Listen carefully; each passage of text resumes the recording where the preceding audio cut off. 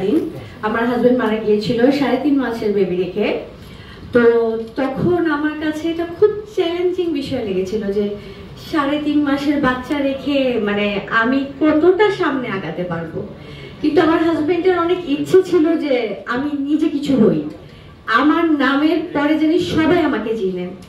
আমি ভাবতাম যে যেহেতু অন্তু করিম ভাই আমার সবচাইতে পছন্দের একটা মানুষ, আগে ভাবতাম যে টিভির পাশে তাদেরকে দেখা যায় কিন্তু কাছে থাকতে কেমন লাগে, মানে আশাটা কিন্তু এদেরকে দিই যে আমরা কাকে আইকন হিসেবে দেখি।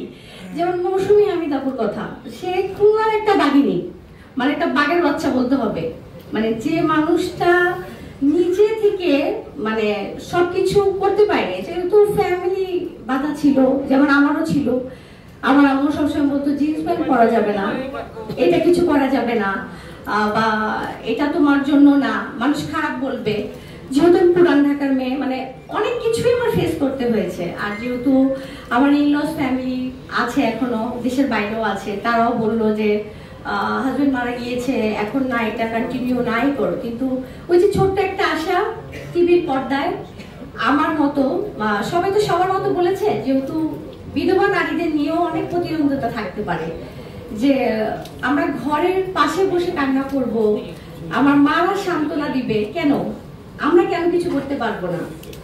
আমরা তেমন কিছুই করব, সবাই যদি মিস হয়ে যদি পারে, আমরা মিসেসরা কেন পারবো না? মিস হয়ে শুকনা কাপড় পরলে তাদেরকে ড্যাশিং লাগে, আর মা হয়ে যাওয়ার পর কি লাগে? মানে সবাই তো সব রকম ভাবে বলে, কেন আমরা মারা সুন্দর না? সি আমাকে দেখেন সবাই। আর সবচেয়ে বড় কথা হচ্ছে আমার ছোট মেয়ে, যাকে আমি নিয়ে আসছি আজকে, এই 3.5 মাসের বাচ্চা, আমার সাথেও কিন্তু এতটুকু পর্যন্ত সে সাফার করেছে যে সে কিছু জানে না, বাট তার চোখের দিকে তাকালে আমি আমার স্বপ্ন দেখেছি। আমি আমার মেয়ের ভিতরে, আমার মার ভিতরে আমি এটা স্বপ্ন দেখেছি যে আমার মা কখনো কিছু করতে পারেনি। পুরান ঢাকার মানুষ কে কি করবে, মানুষ কিছু না কিছু বলবে। আর যেহেতু আমার নাচের গুরু সোহাগ ভাইয়া, গুরুর কাছে আসলেই দিনই বলে না, গুরু দক্ষিণা কোনোদিনও দেওয়া যায় না, গুরুর সম্মানটাই দেওয়া, মানে দিতে পারছে কিনা আমি জানি না। তো আমি সবাইকে বলবো যারা আমাদের জাজ প্যানেলে আছে, আর তারা তো সবকিছু বলেছে, কিন্তু একটা জিনিস মনে রাখতে হবে, আমরা নারী, আমরা সবই পারি। চুল বাঁধতেও পারি, মানুষকে মারতেও পারি, সৌন্দর্য দেখাতেও পারি। আর সবচেয়ে বড় কথা, এখানে যারা আমরা আসবো, আমরা জানি এটা না মনে করি যে এখানে শুধু সুন্দরকে বিবেচনা করা হবে না, এখানে একটা মেয়েকে বিবেচনা করা আছে যার ভিতরে ইনারটাও খুব সুন্দর, তার সবকিছু সুন্দর, যাকে দেখলে আমাদের জাজ প্যানেলে ওরা বুঝতে পারবে যে না, আরেকটা মৌসুমী হামিদ পেয়েছি, আরেকটা মলি পেয়েছি, এটা তাদের বলতে হবে।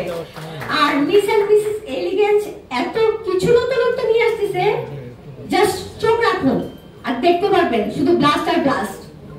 মানুষ বলে যে আমরা আসতেছি, আমরা করব, আর আমরা বলি আমরা করে দেখাবো। আর সবচেয়ে বড় কথা, যেহেতু এই পর্যন্ত আমার আসার জার্নিটা খুবই খুবই কষ্টদায়ক একটা ছিল, যেহেতু আমি একটা ইন্টারন্যাশনাল প্যাজেন্ট থেকে আমি এত সুন্দর একটা ক্রাউন নিয়ে আসছি।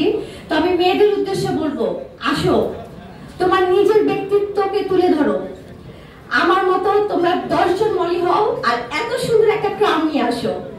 আর সবাইকে ছোট্ট করে একটা কথা বলবো, মিস এন্ড মিস এলিগেন্স একটাই, যেটা এক একটা করে মৌসুমী হামিদ বের হবে, আর এক একটা করে মলি বের হবে, আর যেটা ডিরেক্টর থাকবে আমাদের অন্তু করিম ভাইয়া।